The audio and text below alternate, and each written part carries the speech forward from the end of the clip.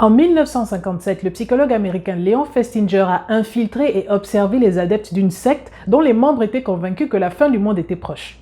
Le leader de la secte avait donné une date précise et avait spécifié qu'il y aurait un déluge et que la Terre entière serait détruite. Mais un vaisseau spatial viendrait sauver les adeptes juste avant. Elle a poussé tous les membres à vendre leurs biens, à abandonner leur maison et leur famille parce que de toutes les façons, ils n'en auraient plus besoin. Et comme vous vous en doutez, le déluge n'est jamais arrivé. Festinger, bien sûr, le savait et il voulait voir les réactions des membres une fois que la prophétie aurait échoué. Beaucoup de membres étaient confus et on s'attendrait à ce qu'ils réalisent que, logiquement, la prophétie était fausse et que le gourou avait menti. Mais les adeptes les plus dévoués, ceux-là même qui avaient abandonné leur boulot, leurs biens, leur famille, etc. et qui avaient passé toute une nuit à attendre un vaisseau spatial qui devait venir les enlever, ont réinterprété la prophétie plus tôt et conclu que la Terre a été épargnée à cause de notre fidélité. Ou alors ont trouvé des raisons comme quoi, en fait, c'est un sursis pour nous donner un peu plus de temps pour sauver d'autres personnes. D'autres encore ont carrément nié qu'ils pensaient que les extraterrestres allaient venir les chercher. Ils ont dit qu'ils étaient juste là pour une cérémonie spirituelle. Festinger a introduit par la suite le concept de la dissonance cognitive. C'est la tension ou le malaise qu'on ressent lorsqu'on reçoit une information qui contredit nos croyances ou lorsque nos comportements et nos croyances sont incompatibles ou opposés, comme les adeptes de la secte qui ont cru en une prophétie qui ne s'est pas réalisée. On peut aussi prendre l'exemple de quelqu'un qui a décidé de maigrir mais qui se retrouve à grignoter de la malbouffe. Ou même de quelqu'un qui est en couple, qui est contre l'infidélité, mais après quelque temps se retrouve dans le lit d'une personne autre que son ou sa partenaire. Ces personnes vont ressentir un malaise, une tension, parce qu'ils ont une croyance et que quelque chose est venu contredire cette croyance, ou parce que leur comportement est en désaccord avec leurs valeurs ou avec une décision qu'ils ont prise. La dissonance cognitive est une réaction bien réelle de stress. On ressent la tension dans notre corps, on se sent coupable, on est confus, on est nerveux, on a honte, on regrette. La tension est désagréable non pas par rapport aux autres, mais par rapport à nous-mêmes. Parce qu'on a envie d'être cohérent avec soi de façon générale. Je ne peux pas dire une chose et faire son contraire. Et je ne peux pas penser deux choses qui sont contraires. Je dois faire ce que je dis et mes valeurs et mes croyances doivent être consonantes, c'est-à-dire en accord les unes avec les autres. Donc lorsqu'il y a désaccord, je me sens comme hypocrite envers moi-même et je vais tout faire pour rétablir un sentiment de cohérence. Et bien sûr, la dissonance cognitive n'apparaît pas non plus tout le temps. On fait tous parfois des choses qui ne sont pas en accord avec nos croyances et on s'en fout. On a tous par exemple fait des compliments qu'on ne pensait pas réellement. La dissonance cognitive en fait émerge lorsque l'incohérence touche à quelque chose de personnel ou quelque chose lié à notre identité. La religion, la politique par exemple, ce sont des sujets sensibles parce que nos convictions sont généralement fortes et qu'on s'identifie à ces convictions. On ressent aussi la tension lorsqu'il s'agit d'une valeur ou d'une décision qui est importante pour nous. Par exemple, je dois changer mon alimentation, c'est pour ma santé, c'est important.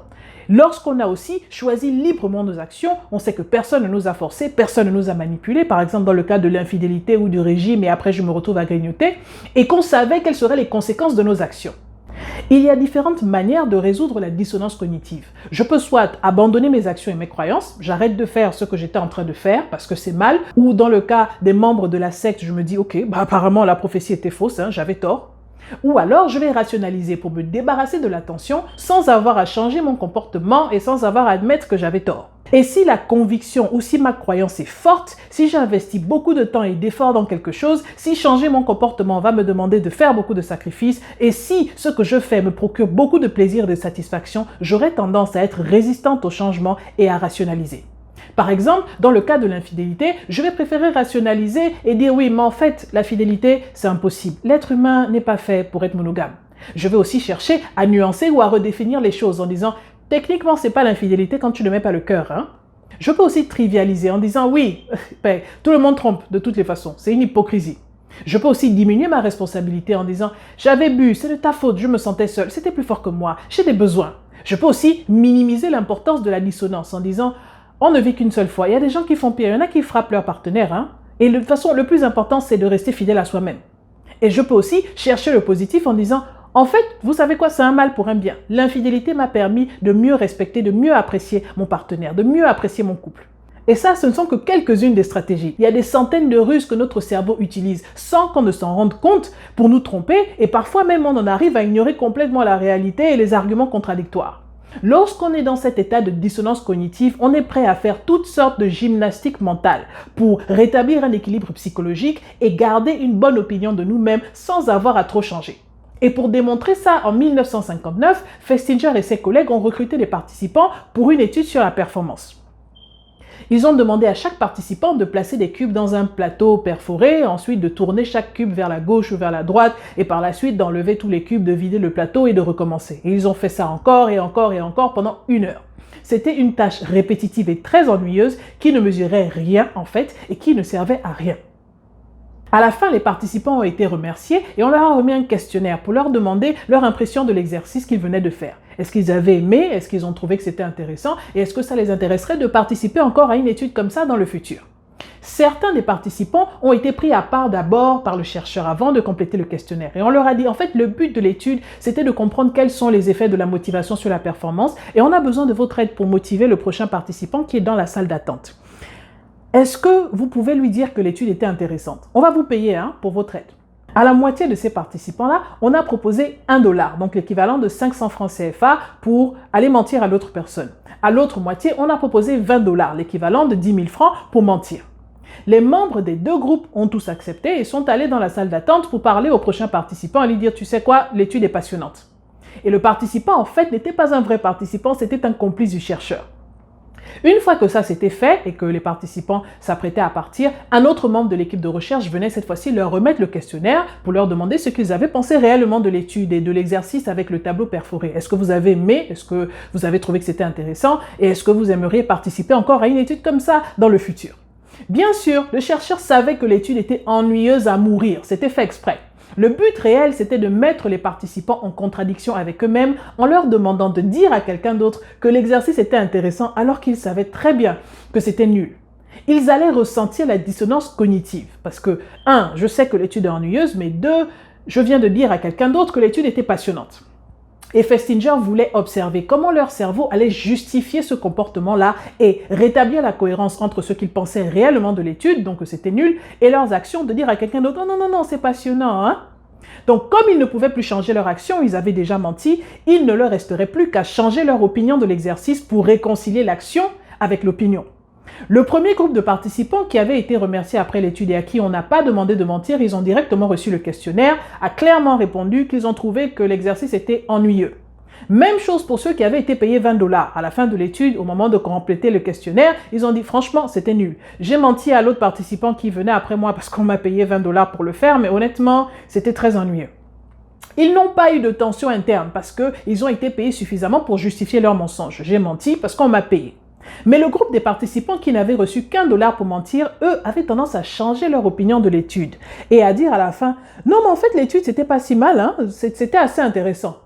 J'ai bien aimé. » Mais pourquoi? Contrairement au groupe qui avait été payé $20 pour mentir, $1, c'est trop petit pour justifier un mensonge. Dans cette situation, on se sent coupable d'avoir menti et on se dit « L'exercice était ennuyeux. Pourquoi est-ce que j'ai accepté de faire ce que le chercheur m'a demandé de faire et de dire à l'autre que c'était intéressant? Je ne suis quand même pas moins cher au point de vendre mon intégrité pour $1. Et je ne suis quand même pas quelqu'un aussi qui va mentir à l'autre comme ça sans raison.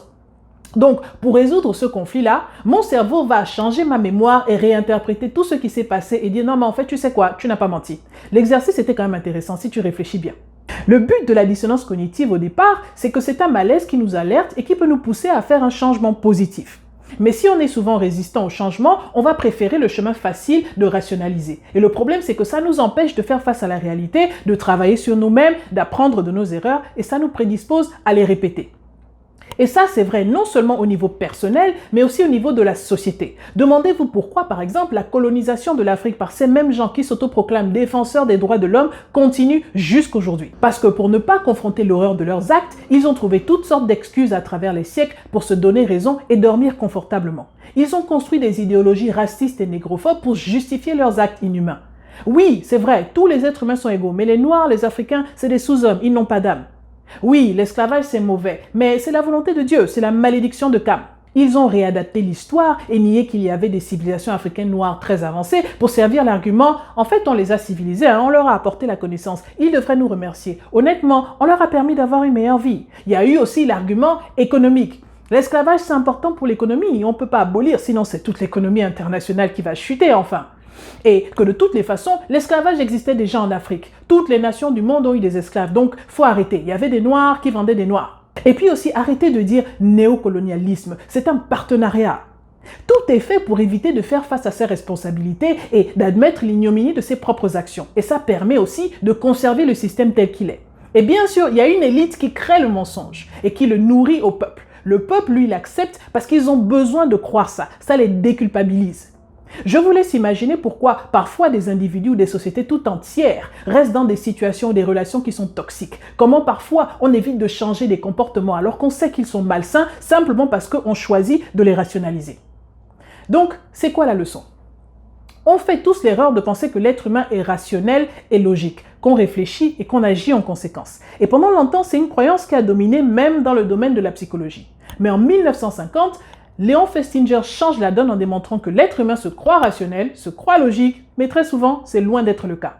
Et l'un des meilleurs moyens de le prouver, c'est d'observer ce qui se passe lorsque nos croyances et nos attitudes sont en contradiction les unes avec les autres. Lorsqu'on ressent une dissonance cognitive, il ne faut pas avoir peur de revoir nos croyances et de les questionner franchement. Ne fermons pas les yeux aux informations contradictoires, examinons-les pour voir s'il y a un fond de vérité. Dans certaines situations, c'est vrai qu'il vaut mieux rationaliser. On a tous, par exemple, manqué des opportunités et on a rationalisé en se disant « bon, c'est que c'était simplement pas fait pour moi ». Et au lieu de perdre notre temps et de s'acharner, on a trouvé un meilleur chemin.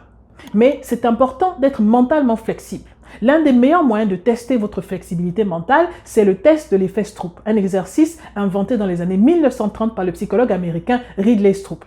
Ce qui vous est demandé pour ce test, c'est de nommer à haute voix le plus rapidement possible les couleurs de chaque mot et non pas les mots eux-mêmes. Pour ceux d'entre vous qui ont déjà fait ce test, vous avez probablement remarqué que c'était difficile. Le cerveau a tendance à vouloir lire le mot lui-même parce que c'est plus automatique et plus rapide que de reconnaître et de nommer une couleur. Donc ça crée un conflit dans notre cerveau, une interférence entre les deux.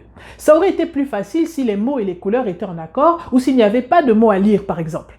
Le test mesure l'attention sélective, c'est-à-dire votre capacité à concentrer votre attention sur un aspect bien spécifique. Ici, se concentrer sur la couleur et ne pas se laisser distraire par la lecture du mot. Le test mesure aussi la flexibilité mentale. C'est la rapidité avec laquelle vous êtes capable de vous adapter et de passer d'une activité mentale à une autre. Plus on est mentalement rigide, plus on a du mal avec le test Stroop. Plus on est mentalement flexible, mieux on s'en sort. Lorsqu'on est rigide mentalement, on a plus tendance à vouloir conserver nos idées. On a du mal à accepter ou à voir le point de vue des autres. On a du mal à se remettre en question. Lorsqu'on est flexible, on est plus capable de considérer plusieurs aspects d'une même situation à la fois. On est capable de s'adapter aux nouvelles informations, aux nouvelles circonstances. On est plus créatif et on a plus tendance à réfléchir à plusieurs possibilités, à plusieurs solutions lorsqu'un problème se présente. On se remet aussi plus facilement en question. La flexibilité mentale est importante si vous souhaitez être un leader, un créateur ou un innovateur ou faire un changement quelconque. Lorsque la dissonance cognitive est ressentie, celui qui est rigide a tendance à rationaliser et à rester dans l'erreur. Celui qui est flexible a la possibilité de provoquer un changement positif. Et la bonne nouvelle, c'est que c'est un talent qu'on peut tous apprendre à développer. Alors voilà, c'était tout pour la Minute Afropsychologie aujourd'hui. Si cette vidéo vous a plu, merci de vous abonner sur YouTube, de liker la page Facebook, de commenter et de partager. Entre-temps, je vous retrouve très prochainement pour parler psychologie.